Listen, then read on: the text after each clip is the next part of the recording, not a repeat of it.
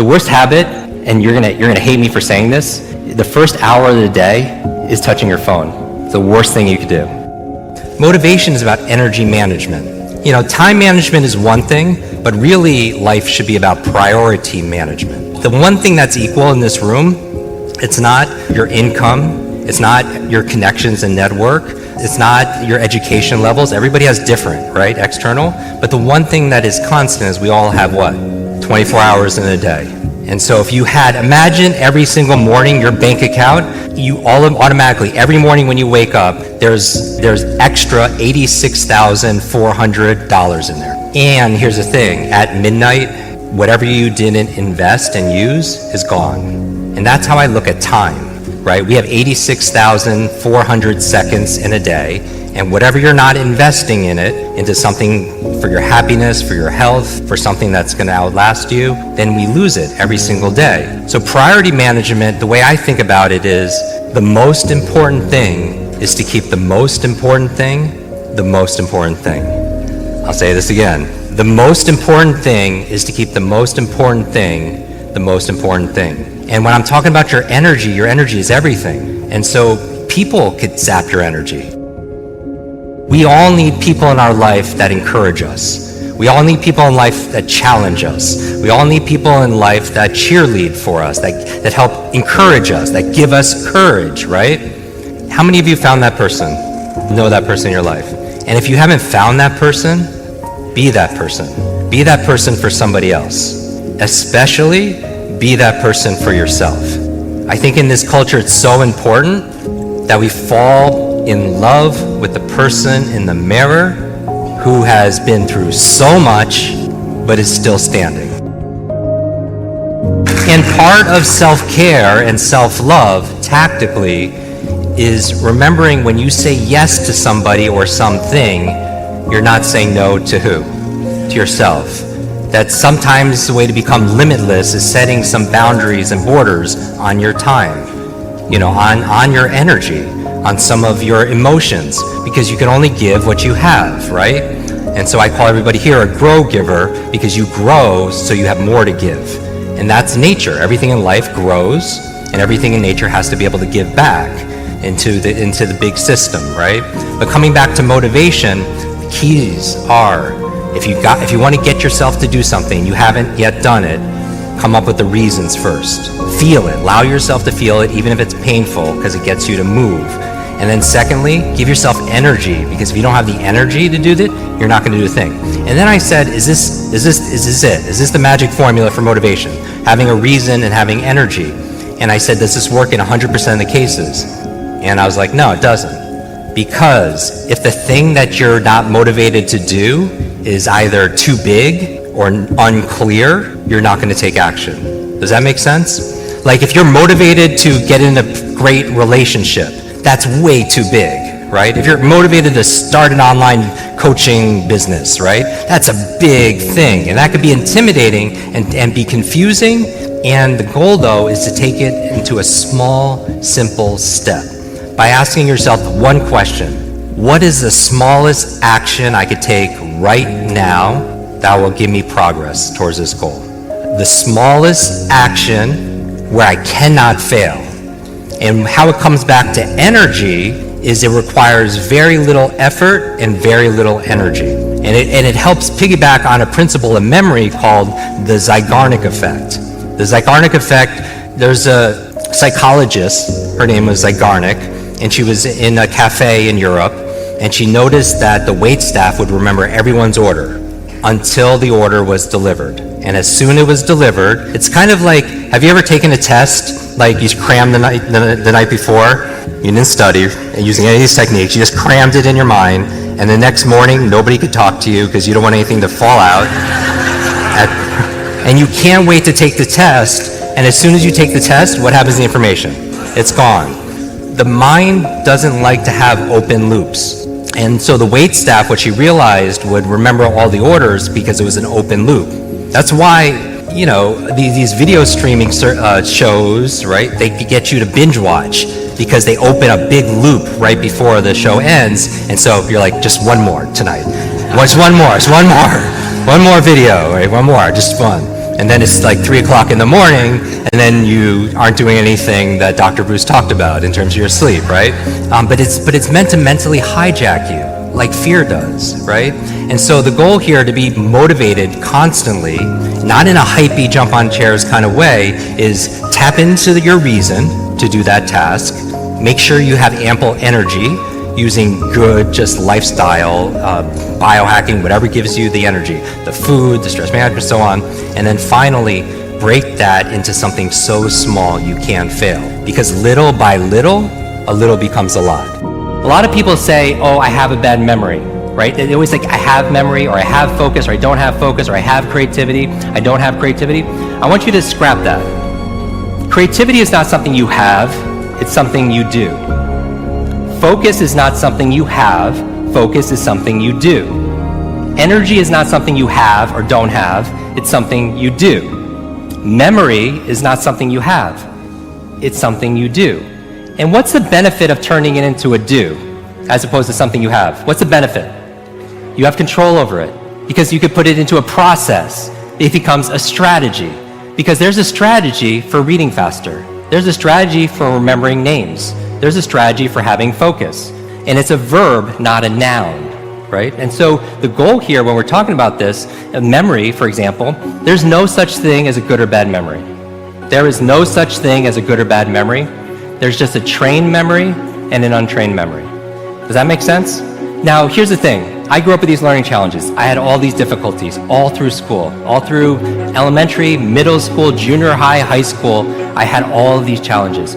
At the age of 9, I remember a teacher looking at me thinking I wasn't either smart enough to understand what she was saying or wasn't paying attention. She was talking to another adult, and she said, "That's the boy with the broken brain." And I was like, at 9 years old, right? And so those kind of identity issues, those beliefs, does that make a difference? Yes, right? And a lot of people believe that they can't do certain things. They could just never remember names. So I could teach them a strategy, but if the belief is not changed, what happens? It's not, because it becomes self-fulfilling. I remember running a marathon, and preparing for it, I read a chapter of one of the books, and it was on the psychology of running a marathon, right? The mental part. And it said this verbatim, word for word. It said, your brain is like a supercomputer, and your self-talk is a program it will run. So if you tell yourself you're not good at remembering names, you will not remember the name of the next person you meet because you programmed your supercomputer not to. Isn't that interesting? What I always tell people is this: you have to monitor your self-talk. Monitor your self-talk. If you go around tell people, oh, I have a horrible memory, I'm not smart enough, I'm getting too old, fill in the blank. First of all, if you fight for your limitations, you get to keep them. Does that make sense? A lot of people are like, oh, I'm so forgetful, I'm so busy, which that whole busyness really bothers me. Like where people, how are you doing? I'm just so crazy, so stressed, so busy. It becomes like a badge of honor that people wear all the time. And then what do you start reinforcing? Being busy, right? But here, going back to this, your self-talk is the program that will run, so you want to be mindful, right? And stand guard to your mind, because your mind is always eavesdropping on your self-talk. All your limitations, for the most part, are learned. You're born with a blank slate, right? I wasn't born thinking I was broken. Is that fair? But what set the frame on that box were my environment, my experiences, the expectation. I always alliterate everything, so 3 E's. Environment, experience, expectations of other people. And my thing is to break out of that mindset is, when I'm spending time with these seniors, is I always hear, yes, I help them to polish off their memories, but when it calms down, you always hear regret. You know, like living your dreams, let's be really frank, can be scary. But you know what's scarier? Not living them. Tomorrow we know is not guaranteed, so my thing is, why aren't we running towards our dreams like we're on fire? Because we have this one life to be able to kind of figure out in this lifetime.